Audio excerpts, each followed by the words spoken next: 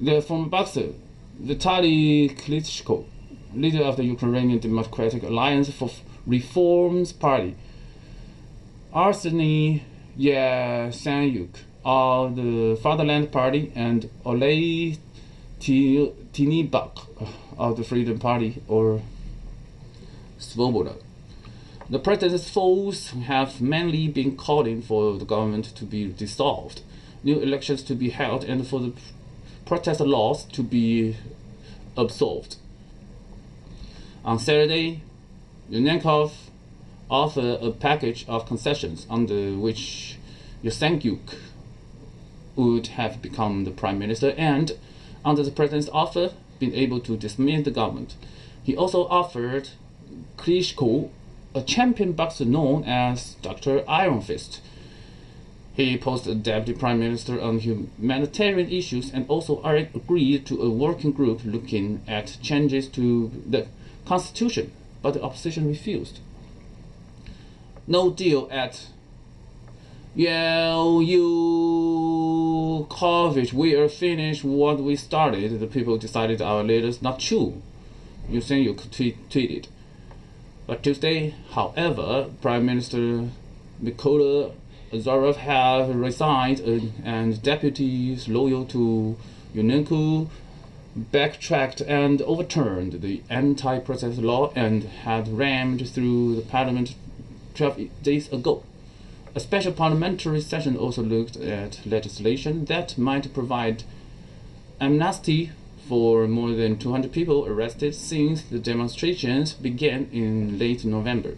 It was adjourned until Wednesday, when lawmakers will continue the debate.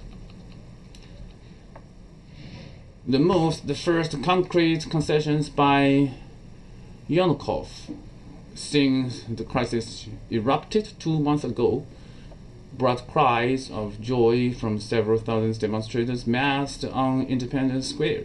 But opposition leaders who want to see wide-ranging constitutional reform and a shake-up of the Ukrainian political system said they would try to wring even more gains from Yanukovych.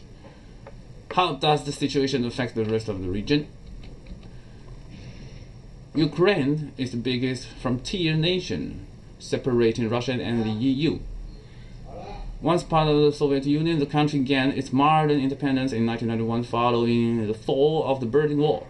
The West and the EU, together with the United States, have been working on its relations with former Soviet bloc countries for more than 2 decades, with the aim of restoring democratic rule and improving quality of life for Ukrainians.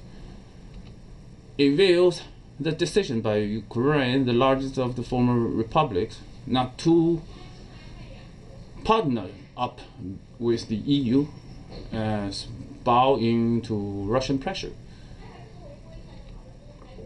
Ukraine is something of a pound between Russia and the West. For the West, the deal would mean its reach would spread further east. By contrast, the Russians see the Ukraine as key to holding on to the turf. Putin has denied that Moscow is exerting undue influence in Ukraine. At a long-planned Russia summit in Brussels, Belgium, on Tuesday, where Ukraine was high on the agenda, he said Russia has always respected, is respecting, and will respect and sovereign rights of all the international entities, including new states that emerged after the breakdown of the Soviet Union.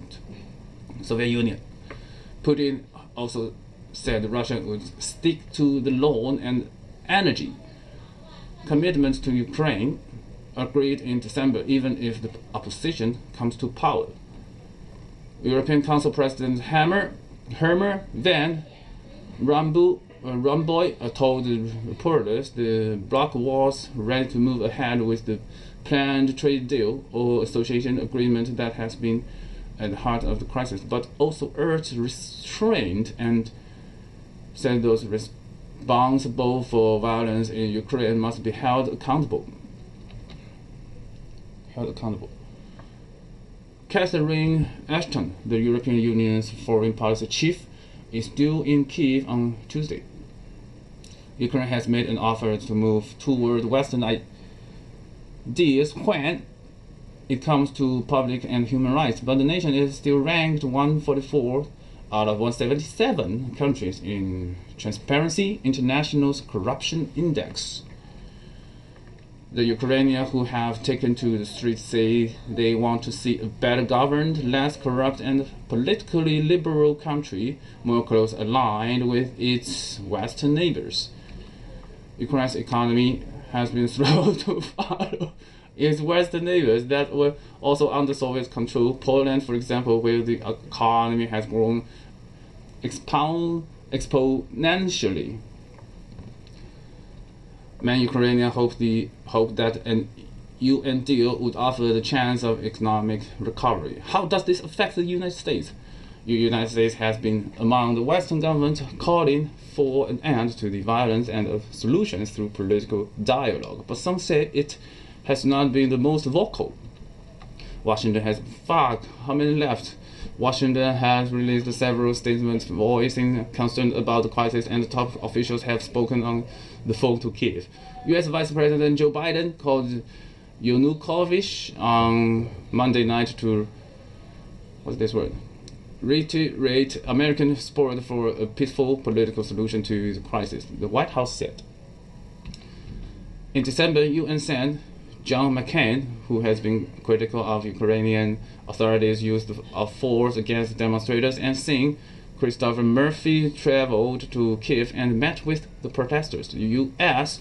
seemed to be treading carefully to avoid getting crosswise with Russia. In a moment when Moscow's support is critical for what the U.S. is trying to do on Syria and Iran, said Jeffrey Mankoff, Deputy Director and Fellow with the Center for Strategic and International Studies, Russia and the Eurasia Program.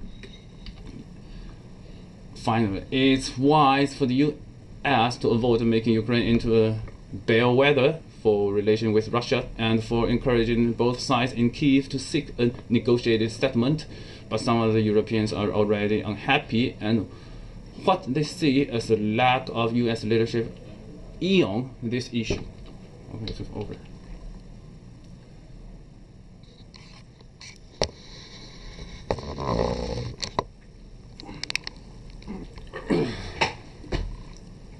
Rock.